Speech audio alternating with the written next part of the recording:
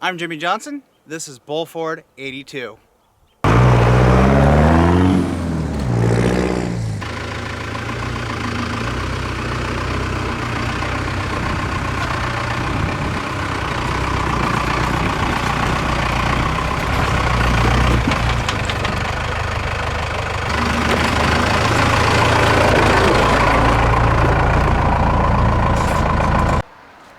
Well, good afternoon, tubes. It's a wet Wednesday. Also a day I have to go back to work. Lame, but you know, someone's got to pay the bills and pay for the truck parts. Okay, so I have a couple of updates for you on the truck stuff. Still haven't got my package. I got all kinds of stuff going on here again. Still waiting on my counter shaft for this, and I'm gonna wait a little bit to order parts for this. I spent a little bit of money on a road trip that I last went on, and I need to kind of recoup my money, so I'm gonna take a little break on spending money on the trucks here. But funny story. Oh, Greta Thumper here. We got a problem. So I use this all week going to and from the farm for a project that me and Adam are working on, which will be on the Johnson's Garage channel. I'll put a link down below. We're working on his Honda Civic, kind of in a turbo swamp on that. We were driving this, and the other night I went out to back to the farm to hang out with my friends, cutting across the field, doing about 40, 45. This thing was just floating, like just cruising through the field, no problem. I got down to the end of the field and I just started losing power, like you just step into the throttle and the engine would go, and it didn't act like it was starving for fuel, or I wasn't misfiring or popping back. Well, it wasn't popping back or backfiring or whatever. It was just, it was doing something I've never experienced before. I mean, I know when I've got a carburetor problem.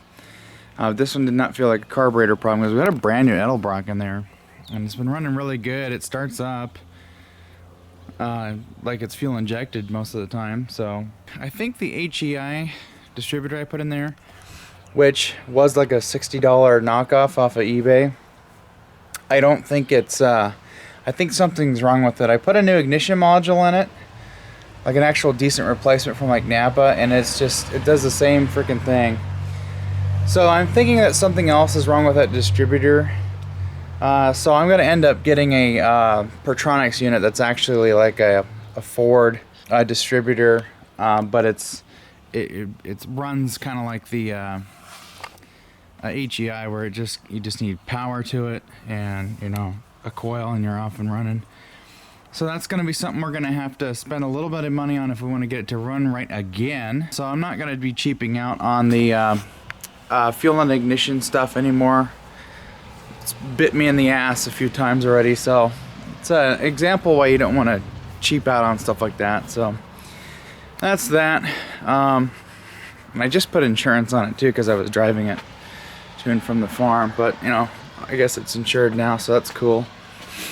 Then this one, the main reason why I was taking the junkyard truck was because this one broke down on me. I lost all front brakes, and I don't know if you remember in the last axle video that we did, when I took it for a test drive, I was noting that I was seeing what looked like gear oil splashing up on the tires, and I thought that I messed up the seal and I was leaking oil out of the housing, because there was residual gear oil in a pocket where the axle shaft goes into on the axle. It slung a little bit of that out, and then it stopped doing that, but I was still seeing a little bit of fluid on the tires, and I thought it was just still gear oil. And I drove it and drove it and drove it until the other day when I went to move it, when Adam came over, it would not stop. I had to really slam on the brakes to get the rear ones to lock up. Luckily that circuit was still working. Went down to Napa and bought a new unit here. There's the box. What's the part number? M2405. Brand new. 35 bucks, no big deal. I had Adam help me bleed the brakes, and while we were doing that, fluid was coming out of this side, and I was like, what the hell? And all it was my line came loose on the what do you call it, the caliper? Yeah, almost forgot what it's called. All it was that I could have just tightened it up if I would have looked. I did look underneath the truck, see if I popped a brake line. I didn't see any of that, but I did not think that that was brake fluid splashing up on the tire there. Because the gear oil leak, well, that's the thing.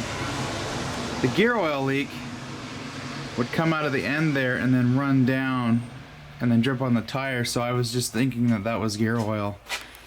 So I guess next time we'll just make sure that's not actually a caliper coming loose, or the caliper banjo bolt coming loose. Anyways, we bled the brakes, and actually the brakes are even better than it was before it leaked. So that master cylinder that's on the floor there, I think I got about 6 or 7 years of use out of that one, and I think it's still good, but I am noticing that my brakes do feel pretty solid now. And I've bled them out pretty good before and they worked okay, but right now they feel really nice. So I probably wasted a little bit of money, but I don't know, I'll take it. These master cylinders are crappy anyways. I don't feel too bad about replacing it. And plus it was like $33, so it wasn't too big of a deal. But anyways, I want to give you guys a little update. We got one truck that's kind of broken. This one is not broken and not leaking. I thought I really messed up the axle seal on the front there. Evidently I did not, so I'm pretty happy about that. But I'm gonna take this old girl to work, especially now I got tags on it. I procrastinated on that. And plus I thought with COVID, I thought the DMV was closed and you couldn't do jack with them, so I just never even bothered. And plus I've been mostly driving my Fusion. I don't know, but I submitted the thing, got my tags, and they're good for a while. And then that thing's gonna need tags at the end of the year. Great. But anyways, tubes, that's gonna be it for this video. I just wanted to make a little, kind of a shortish video for you guys, give you a little update. I also did a little intro thing that I might include on most of the videos now. Just a quick little thing, nothing like I used to do on the other channel. So anyways, guys, I'm gonna head her back inside. It's kind of wet and gloomy out, and I gotta get ready for work anyway, so yeah. Alright, catch you guys later.